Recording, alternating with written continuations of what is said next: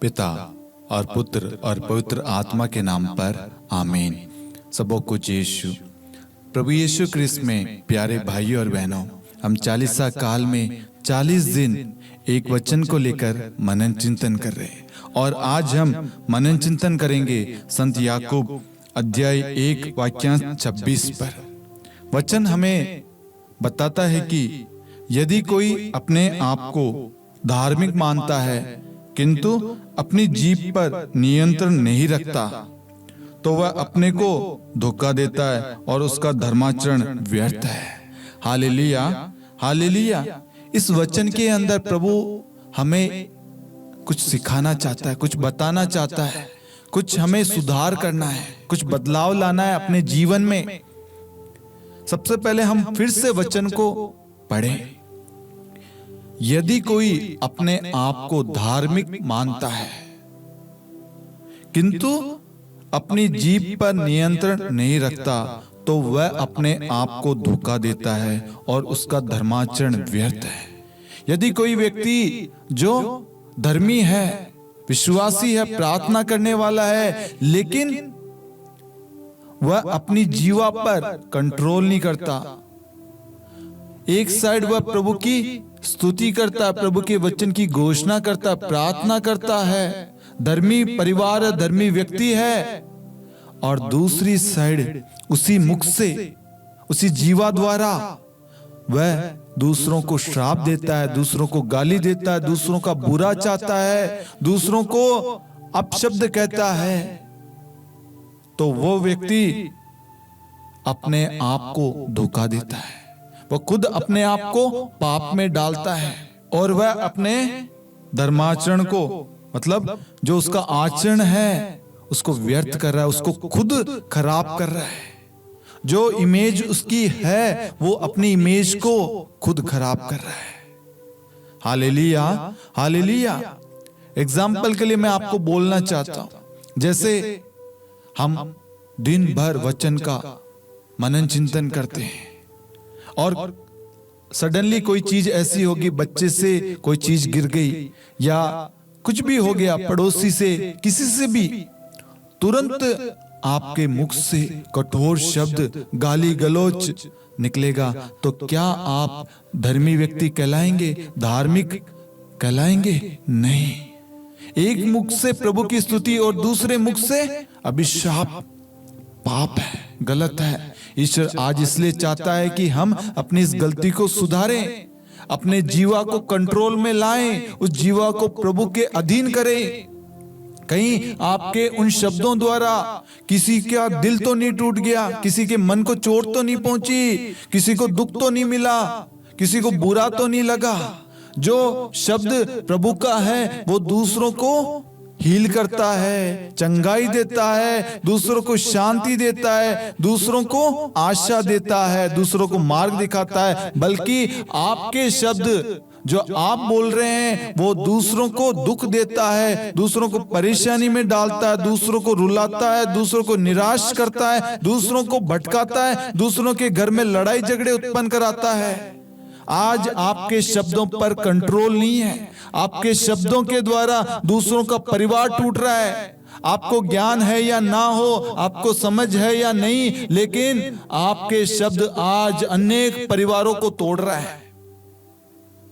सोचिए मेरे प्यारे भाइयों और बहनों, आपके शब्द यदि आपके ना होते, आप उस जगह प्रभु के शब्द, प्रभु के वचन को रखते, आज वो सारे परिवार जुड़े रहते, वो सारे परिवार एक रहते। लेकिन आपकी जीभ पर, आपके शब्दों पर लगाम नहीं है, कंट्रोल नहीं है, जिसकी वजह से कितने सारे लोगों को दुख पहुंचा होगा, कितने सारे लोगों का दिल टूटा होगा, कितने सारे लोग रोए होंगे, कितने सारे लोग आज भी उन शब्दों को लेकर टूट रहे हैं। आज हमें ईश्वर के पास आना है और ईश्वर से कहना है, ईश्वर मैंने अनजाने में जानबूझकर बहुत बार ऐसी गलती की है, ऐसे पाप करें, ऐसे शब्द कहें जिनकी वजह से उनको दुख मिला है। और कहीं ना कहीं हमारे शब्दों की वजह से बहुत सारे लोग कलीसिया छोड़कर चले गए। हमारे शब्दों की वजह से, हमारे व्यवहार की वजह से आज ईश्वर चाहता है कि हम सभी से सुलह करें, उनसे पुनः रिश्ता जोड़े, पुनः स्थापित करें, उनके पास जाएं, उनसे माफी मांगे। जो मुख से जो शब्द निकलता है और किसी के हृदय को चोट पहुंचाता है, उसका कोई इलाज नहीं है। कहीं ना कहीं वह आंतरिक रूप से आज बीमार है, दुखी है, उनको आंतरिक इनर हीलिंग की नीड है। और वो हीलिंग कौन दे सकता है? सिर्फ ईश्वर का वचन, यीशु मसीह। इसलिए मेरे प्यारे भाई और बहनों, आज हमें प्रभु के वचन को लेकर प्रार्थना करना और प्रभु से कहना, प्रभु मुझे सहायता प्रदान कर, पवित्र आत्मा की। पवित्र आत्मा मुझे बता, मैंने अपनी जीवा के द्वारा, अपने मुख के द्वारा कब कब, किस समय, किस व्यक्ति को क्या क्या शब्द कहें, मैं आपको कहूंगा। पवित्र आत्मा आपको एक एक शब्द, एक एक दृश्य, एक एक चीज, एक एक समय, एक एक स्थान आपको बताएगा और आप उन सारे जोन में वापस जाइए। अपने शब्दों को कैंसिल कीजिए यीशु मसीह के नाम से। उन सारे शब्दों को खारिज कीजिए और उस व्यक्ति के पास जाएं और उससे क्षमा मांगे, उस भाई से माफी मांगे कि मैंने जो भी किया गलत किया, मुझे अपनी गलती का प्रायश्चित है, मैं पश्चाताप करता हूं, मैं अपनी गलती को स्वीकार करता हूं, मैंने जो किया वो गलत है, भाई या बहन मुझे माफ कर दे। मैंने आपके रिश्तों को तोड़ा, मैंने झूठ बोला, मैंने आपके रिश्तों में लड़ाई कराई, मैंने आपके लिए गलत बोला, मैंने झूठ बोला। अपनी गलती को स्वीकार करें। ईश्वर चाहता है हम अपनी गलती को स्वीकार करें और सबके साथ पुनः एक हो जाएं। ईश्वर आज आपके द्वारा उनको जोड़ना चाहता है, उनको हील करना चाहता है। प्रभु आपको क्षमा देगा और आपकी वजह से उनको भी हील करेगा, उनको भी क्षमा करेगा। वो भी कहीं ना कहीं दुखी है, टूटे हुए, बिखरे हुए हैं, बीमारी में है, परेशानी में है।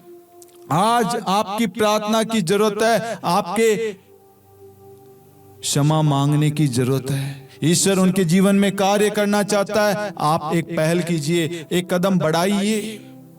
जैसे आप कदम बढ़ाएंगे उनको हीलिंग मिलेगी, उनको छुटकारा मिलेगा, उनको आजादी मिलेगी, वह पूर्ण रूप से स्वतंत्र हो जाएंगे। प्रभु का वचन उनके अंतरतम तक जाएगा और उन्हें भी क्लीन कर देगा, पूरी तरीके से क्लीन कर देगा, शुद्ध कर देगा, पवित्र कर देगा। उनके अंदर कोई भी नकारात्मक शब्द जो उन्होंने सुने थे वो सारे हटा देगा। Hallelujah, hallelujah. इसलिए मेरे प्यारे भाइयों और बहनों, हमें अपने शब्दों पर, अपने जीवा पर कंट्रोल करना है और वो कंट्रोल होगा प्रभु को सौंपना है। प्रभु मेरे मुख से जो शब्द निकले, मेरे विचार जो भी उत्पन्न हो, सोच जो भी उत्पन्न होते हैं प्रभु, वे सब पवित्र हो, वह आपको प्रिय लगे। प्रभु ये शब्द, ये जीवा के द्वारा, मुख के द्वारा जो भी शब्द निकले प्रभु, दूसरों के हित के लिए हो, दूसरों की अच्छाई के लिए हो, दूसरों की उन्नति के लिए हो, दूसरों की प्रार्थना के लिए हो, दूसरों की सहायता के लिए हो, ना कि दूसरों को गिराने के लिए, तोड़ने के लिए, बिखेरने के लिए नहीं। हमें हर समय, हर पल अपनी जीवा के लिए प्रार्थना करना है ताकि हमारी जीवा ईश्वर के अधीन हो, ईश्वर के वश में हो। Hallelujah, hallelujah. इसलिए प्रभु आज हमें वचन के द्वारा कहता है, यदि कोई अपने को धार्मिक मानता है किंतु अपनी जीभ पर नियंत्रण नहीं करता तो वह अपने को धोखा देता है और उसका धर्माचरण व्यर्थ है। हमें सुधार करना है, कहीं हम ये गलती तो नहीं कर रहे, हम इस पाप में तो नहीं पड़े। यदि हमने गलती की है उस गलती को सुधारे और एक धर्मी व्यक्ति बने और एक अच्छा धर्माचरण करे, एक अच्छा धार्मिक व्यक्ति बने। प्रभु आपको और आपके घराने को आशीष देगा। आप इस प्रार्थना के लिंक को अन्य लोगों के साथ भी शेयर करना ताकि वह भी प्रभु के वचन के द्वारा धर्मी व्यक्ति बन सके, अपनी गलतियों को सुधार सके। पिता और पुत्र और पवित्र आत्मा के नाम पर आमीन। सबों को जय यीशु।